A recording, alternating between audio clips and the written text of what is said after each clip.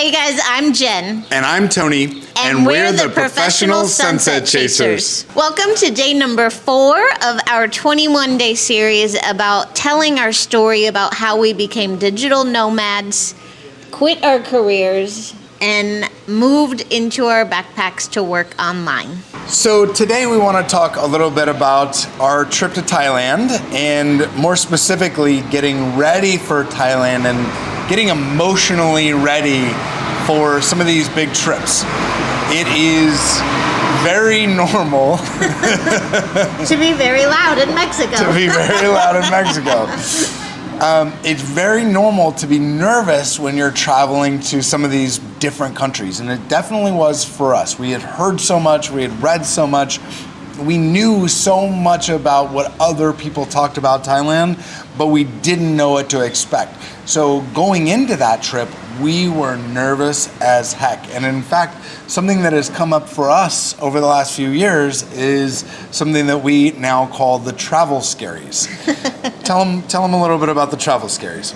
So this is kind of a word that we've made up, but it encompasses what happens in our physical, mental body when we're getting ready to go on a trip. So for me, I can have backaches, stomach aches. I get quick with Tony, like short with him, maybe a bad mood. It just comes out in all these different ways, and we've done it so many times now that a few days leading into a trip or even on the plane on the way there, I will be like, oh my God, I have like the worst stomach ache. And then we'll look at each other and we'll be like, the travel scaries are here.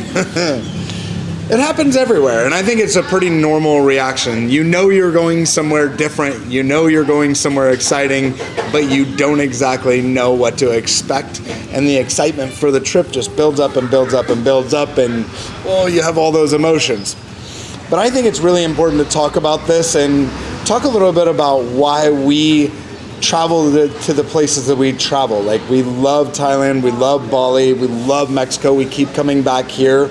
We also love Europe. I mean, Portugal, Barcelona, amazing places, Ireland, amazing places, but we tend to come to these places that are very loud and very noisy, very dirty. Well, we keep coming back to Sayulita, so we've been in dirt a lot. Yeah. I feel very inspired in places like this. It's very interesting. We do what's called slow travel, which is where we spend like 1 to 3 months in a place, and allows us the time to get to meet people and know people and, you know, kind of dive into the culture a little bit. But there is definitely an inspiration that happens in these places. Yeah. What do you think that is? I think for me personally, I grew up in what I would call kind of the standard American vacation scenario. So we went camping a lot. We did have a boat, so we were like camping on our boat a lot. We'd go to Disneyland. We'd go to, a few times we went to all-inclusive resorts. And so everything was very comfortable per se, like, you know, a little sterile, not a whole lot of culture. I wouldn't say the environment was a whole lot different than home. So you could show up, sink in, have a blast, and not have to really be out of your comfort zone. And when we come to places like Sayulita, Mexico, and went to Thailand and go to these places that are so different from home, it's like an aliveness for your senses. You know, you smell things you've never smelled, you see things you've never seen, you talk to people that look different than you've ever really been around, and it's challenging for your mind, your body, and your soul, and it's exciting for your mind, your body, and your soul. And I just love that. Like, it totally brings me alive. Yeah, it's like the opposite of like the sterile environment of home and being in suburbia, which is just super sterile and not very inspiring. And then you come to these places where a lot of the people that you meet are traveling full time, or they're here on vacation, and typically a long vacation in the places that we go. And that's very, very inspiring to us. And I think one of the things for me that I wanted to share is the change for me from living the corporate 9-to-5 world to becoming a traveler was allowing myself to be inspired, allowing myself to believe that there was more to see in the world, and allowing myself to believe that I deserved to see more and to live differently. It's so different from what we have in the United States. It's so different than Disneyland. It's so different than the Marriott Resort. It's so different.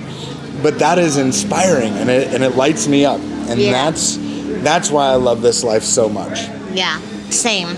And it definitely comes with its discomforts and challenges. But I think, they say you don't see the light until you go through the dark.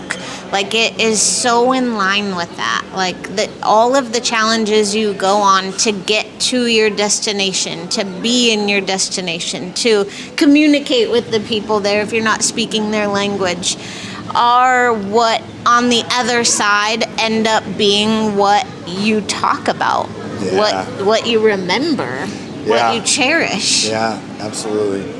It's like the hardest parts are the parts that you remember the most, and it's the parts that you look forward to the most. Yeah. I think that for me is the message in what we're trying to share with everybody, is that there is a big, beautiful, crazy world out there, and it is inspiring and fun, and it makes you feel alive. And if you have the opportunity to do it, do it. And if you want to learn how to do it, there are people, not just us, but there are people out there that can help you to live a life outside of the 9-to-5 corporate world box. Yeah. So thank you guys so much for joining us on day number 4. Tomorrow we're going to dive into our experience in Bangkok. Bangkok! Bangkok. And the word Bangkok describes it pretty well. It is bang. Yeah. Hi, Bubba Doo. Bubbles just came out to say hi. So thank you guys so much. We love you, and we will see you tomorrow. Cheers. Bubba Doody. Travel with your dog. It's the best. It's the best.